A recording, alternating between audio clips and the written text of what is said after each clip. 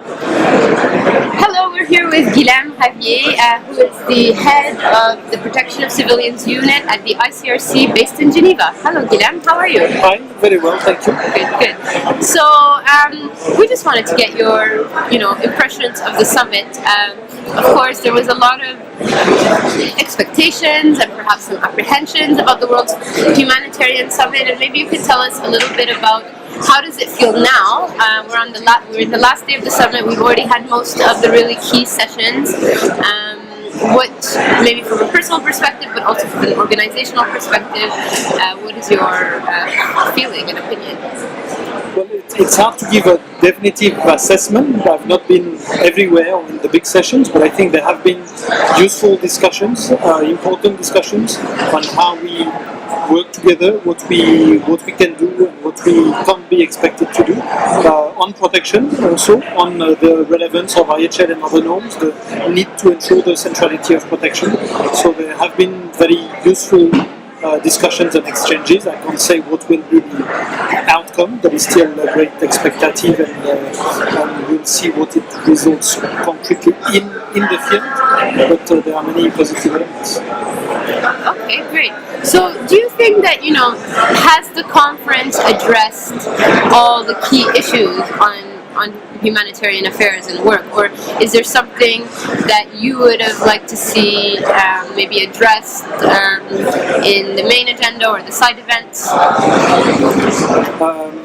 I think probably quite a lot has been covered, and I think that many issues have been covered in detail or addressed, but I think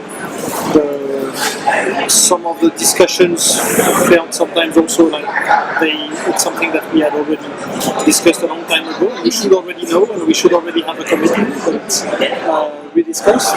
So I think protection was there as well. The need to uphold norms, the need to comply with IHL and other norms, the need to prevent as early as possible violations, to prevent an unending cycle of violence and to facilitate reconciliation. There are many, I think the main elements have been covered.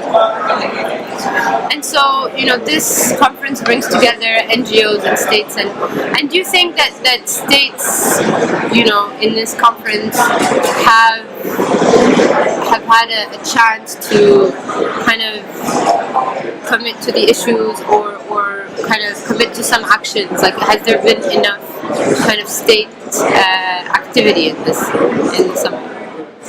I'm not well placed to say. I think they are involved, and they obviously have a role. They are the main ones who must ensure, in particular, prevent conflict and contribute to end conflict. So their main responsibility, and also to support humanitarian action. But there is room for commitments, but I'm not well placed to say if there is enough room for them. They would be the main ones to consult how they see it. And what do you think the kind of role for the ICRC, like being here? Are they trying to achieve anything? Are they here as observers, or? No, it's a bit more than observer. We are a big part of humanitarian work on the field, so we want to be part of the reflection to ensure that our views are taken into account.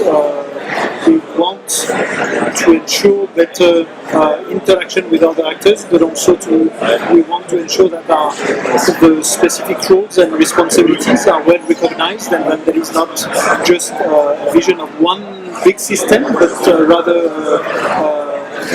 an ecosystem, different people, different institutions with different roles and responsibilities working together, finding some synergies and interaction, but we are not all exactly in the same boat or with exactly the same responsibility. So this distinction must also be preserved in order to preserve our access to victims and our ability to work on the field. So it was one of the important messages that we had here. Great, thank you. I really like how you put it, a humanitarian ecosystem. Maybe we'll see some language like that come out of the summit. Thank you. Thank you very much.